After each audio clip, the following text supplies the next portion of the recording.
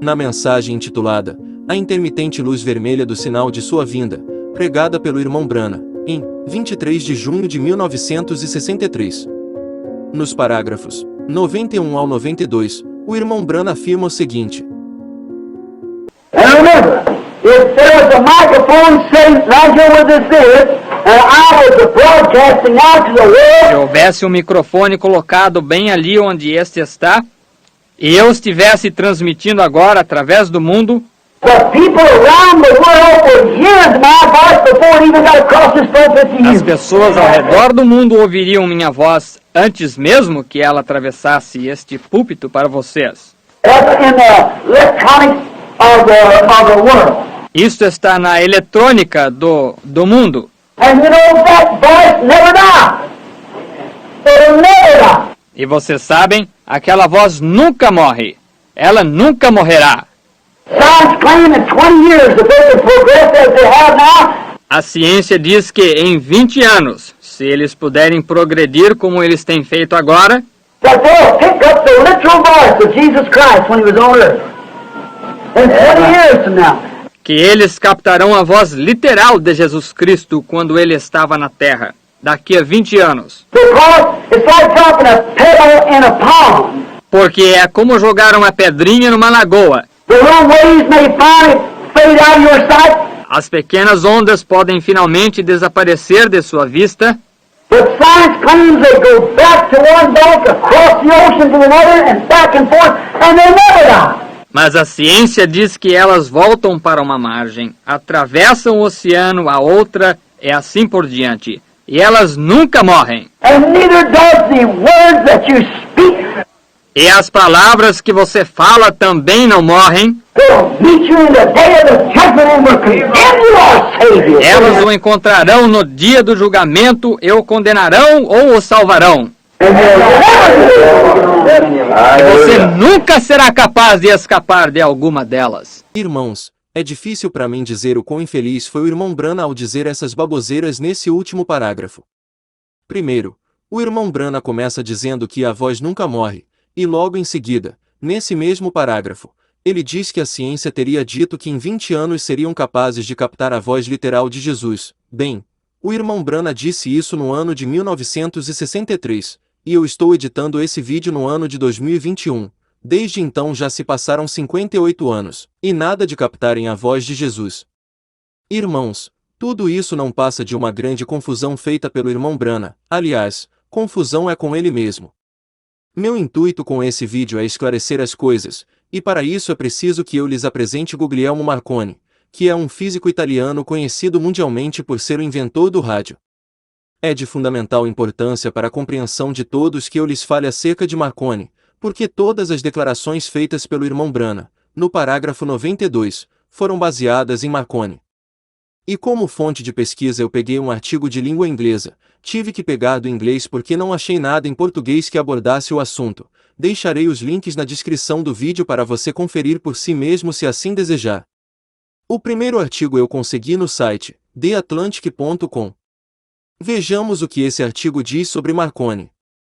E se você pudesse construir um rádio tão potente que pudesse detectar sons feitos há muito tempo? Isso, obviamente, é impossível, mas não era o que Guglielmo Marconi, um dos primeiros pioneiros do rádio, acreditava. Aos 60 anos, tendo sofrido uma série de ataques cardíacos, Marconi sonhou com um dispositivo que o deixasse ouvir sons perdidos, que o deixasse entrar nessas frequências eternas. Ele dizia às pessoas que se acertasse, ele poderia ouvir Jesus de Nazaré dando o sermão da montanha. Agora vejamos o segundo artigo sobre Marconi, muito semelhante a esse, publicado no site americanscientists.org. Vejamos. A história conta que no final da vida, Guglielmo Marconi teve uma epifania. O padrinho da tecnologia de rádio decidiu que nenhum som morre. Ele simplesmente se deteriora, além do ponto que podemos detectá-lo com nossos ouvidos. Qualquer som era recuperável para sempre, ele acreditava, com o dispositivo certo. Seu sonho era construir uma máquina poderosa o suficiente para ouvir o sermão da montanha de Cristo. Depois de ler esses dois artigos podemos constatar que Marconi, depois de um devaneio acreditava, sem nenhuma base científica, que o som nunca morre, e que seria possível com o dispositivo certo ouvir o sermão da montanha pregado por Jesus. Por que será então que o irmão Branham falava veementemente sobre essas coisas como se fossem fatos científicos? Será que o profeta do século XX não sabia que tudo isso não passava de um sonho de um velho cientista? Ou será que esse erro foi de propósito? Acho que nunca saberemos a resposta. Mas afinal de contas, o que os cientistas modernos têm a dizer sobre ondas sonoras que nunca morrem? Com essa curiosidade em mente, fui fazer uma rápida pesquisa no Google, na qual novamente, só logrei resposta no idioma inglês. No site Quora.com. De um PhD, obtive a seguinte resposta. Ótima pergunta.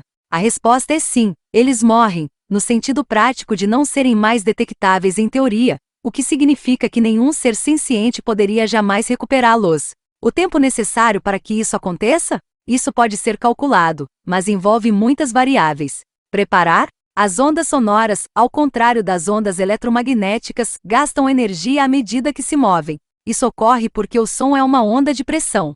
É preciso muito trabalho, no sentido físico do trabalho, para comprimir um gás, um sólido ou um líquido, todos os três podendo conduzir som. O trabalho requer energia, e com o tempo, a energia é extraída da onda e a compressão não ocorre mais. A questão então é quando tanta energia é gasta que a onda morre. Bem, a uma dada temperatura, um objeto em equilíbrio térmico terá uma oscilação aleatória natural. Portanto, pegue o gás, por exemplo. Haverá uma flutuação contínua de pressão, medida entre duas moléculas de gás adjacentes. Se o valor médio quadrático dessa flutuação for muito maior do que a variação da pressão sonora, então é impossível, do ponto de vista da teoria da informação, determinar se há uma onda de pressão sonora oculta ou não no ruído.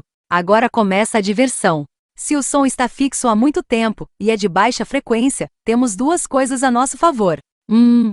A perda de compressão e expansão é muito baixa por unidade de tempo. 2. Pode-se calcular a média por muito tempo. Essas duas coisas juntas revelam que sons muito fracos podem ser detectados nas circunstâncias certas. Portanto, o som morre, mas às vezes morre uma morte longa e lenta. Saúde! Ufa! Que resposta longa! Espero que tenha ficado bastante claro para você o tipo de confusão que o irmão Branham costuma fazer com as coisas. Se o irmão Branham consegue confundir as pessoas com a Bíblia, que é um livro de linguagem simples, imagina o tipo de confusão que ele não faz quando lê um artigo científico. Mas você pode pensar, o que é de mal com tudo isso? Na verdade, o pior de tudo isso é a aplicação que o irmão Branham dá a tudo isso no final do parágrafo 92. Ele diz, abre aspas, e as palavras que você fala elas também nunca morrem. Elas o encontrarão no dia do julgamento, e o condenarão ou o salvarão, e você nunca será capaz de escapar de alguma delas. Fecha aspas. Irmãos, de maneira nenhuma eu posso concordar com o que o irmão Branham fala nesse parágrafo. Primeiro porque já vimos que esse negócio de as vozes nunca morrem não passa de história para boi dormir. Segundo porque eu já vi alguns pastores e obreiros da mensagem usarem essa passagem do parágrafo 92, para coibir membros de denunciar condutas imorais por parte dos pastores, alegando que se eles falassem algo contra algum pastor, ou como eles gostam de dizer, o ungido do Senhor, aquilo nunca poderia ser perdoado, tudo por causa das tais malditas vozes que nunca morrem. Erroneamente ensinadas pelo irmão Branham,